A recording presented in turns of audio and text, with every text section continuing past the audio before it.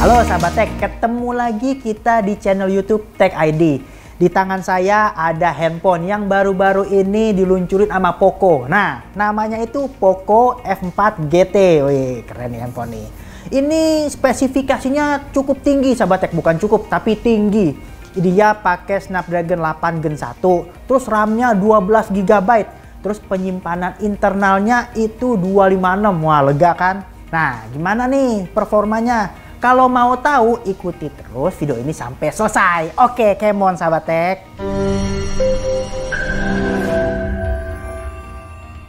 Oke, untuk memulainya saya mau ngomongin desainnya dulu ya sahabat tech. Bagian belakang handphone ini dibuat cukup menarik perhatian. Terdapat garis-garis dan tanda segitiga pada bagian tengah ponsel. Secara keseluruhan, desain bodi ini menggunakan bahan AG Glass. Ini menjadikannya terasa premium. Gini sahabat tech, bodinya sih oke ya, dia terasa premium. Cuman sayangnya itu agak licin sahabat tech, tuh kan?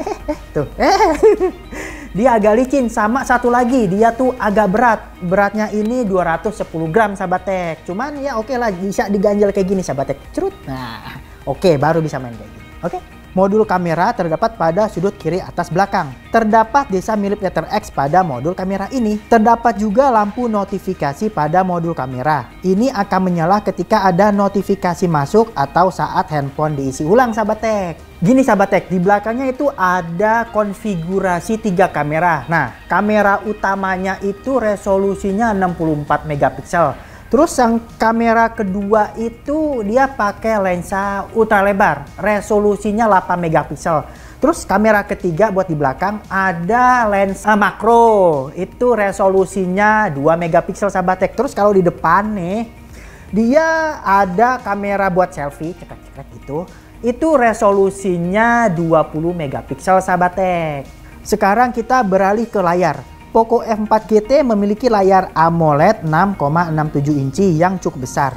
Tidak ketinggalan pula refresh rate 120 Hz agar pergerakan konten lebih lancar. Layar ini dilapisi pelindung Gorilla Glass Victus agar lebih kuat sahabat tech.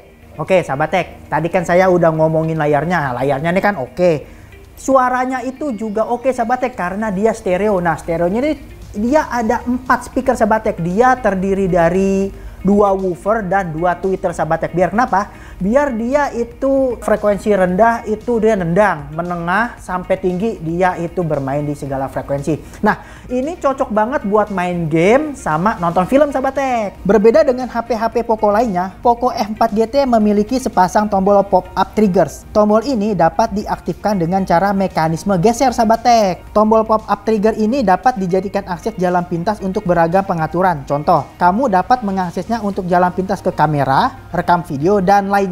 Satu lagi sahabat tech, ini tombol trigger ini itu sangat praktis ketika digunakan saat bermain game sahabat tech. Contohnya nih, kalau sahabat tech lagi main PUBG Mobile misalnya, nah tombol trigger ini bisa buat dipakai buat nembak, bisa buat loncat, bisa buat sprint, bisa. Pokoknya enak banget sahabat tech, jadi mainnya kayak gini, kayak megang stick PS sahabat tech ya. Nah, sekarang saya mau ngomongin kameranya sahabat tech. Saya udah foto-foto berapa sampelnya. Yuk ikutin. Pengujian kamera saya mulai dengan memotret menggunakan kamera utama. Kualitas detail yang diberikan Poco F4 GT cukup mumpuni karena rumput-rumput yang berada di kejauhan terlihat teksturnya sahabat tech. Meskipun terlihat agak overexposure pada ujung pohon yang berada di kejauhan, tekstur awan di langit terlihat jelas tanpa exposure berlebih. Untuk kamera ultra lebar, pada ujung pohon di sebelah kanan agak terlihat sedikit gangguan overexposure tetapi masih dalam batas wajar. Ada pula sedikit gangguan underexposure pada batang pohon sebelah kiri. Sementara itu, awan pada langit terlihat jelas dengan porsi exposure yang sesuai.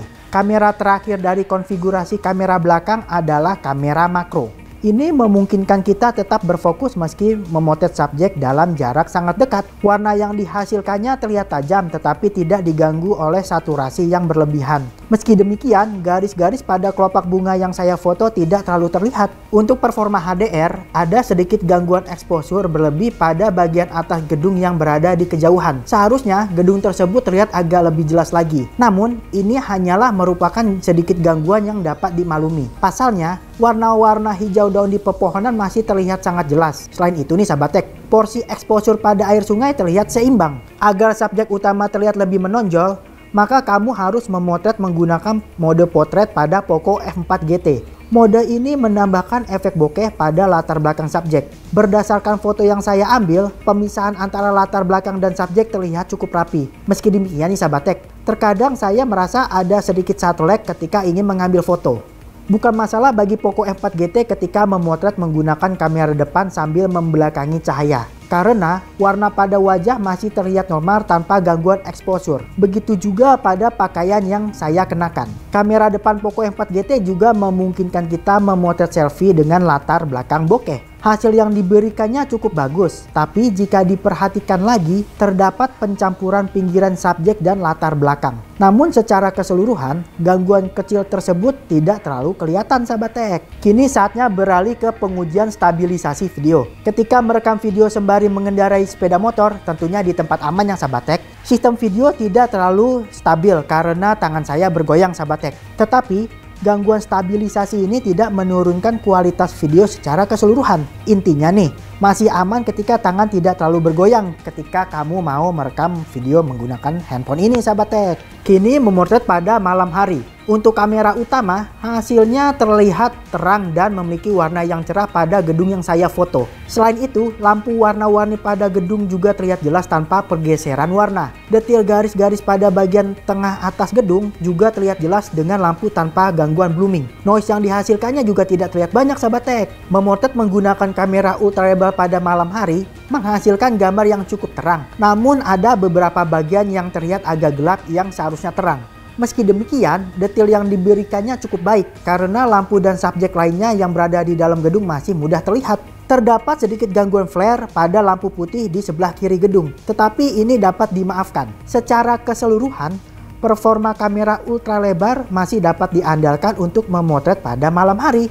Saya juga menyempatkan diri melakukan selfie pada malam hari. Meskipun wajah sudah terdeteksi kamera untuk melakukan fokus, tetapi hasilnya masih kurang terang. Pencahayaan yang terang lebih dominan pada latar belakang. Latar belakang ini terlihat jelas meski ada beberapa area yang terpapar noise. Nah, itu tuh hasil kameranya sahabat tech. Kan saya udah jelasin nih kameranya. Sekarang saya mau ngomongin performanya sahabat tech. Yuk lihat lagi yuk. Untuk mengetahui seberapa andal Poco F4 GT ketika digunakan untuk bermain game dan semacamnya, saya menjalankan pengujian benchmark 3D Mark. Dalam percobaan slingshot, Poco F4 GT berhasil mengumpulkan nilai maksimal atau max out. Sedangkan dalam pengujian slingshot unlimited, Poco F4 GT menampilkan skor sebanyak 9.899 poin sahabat tech. Selanjutnya saya menjalankan aplikasi benchmark PC Mark yang berguna untuk mengetahui seberapa andal ponsel ini jika digunakan untuk kebutuhan sehari-hari. Secara keseluruhan, nilai yang didapatkan oleh Poco F4 GT adalah 13.178 poin.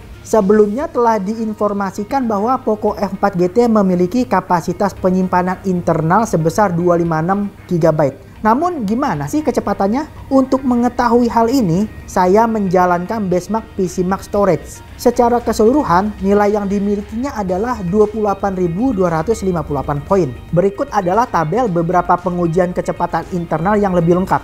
Supaya dapat mengetahui performa prosesor yang digunakannya, saya menjalankan benchmark Geekbench. Hasilnya adalah Poco F4 GT berhasil meraup angka 1240 poin untuk pengujian single core dan 3670 poin untuk multicore.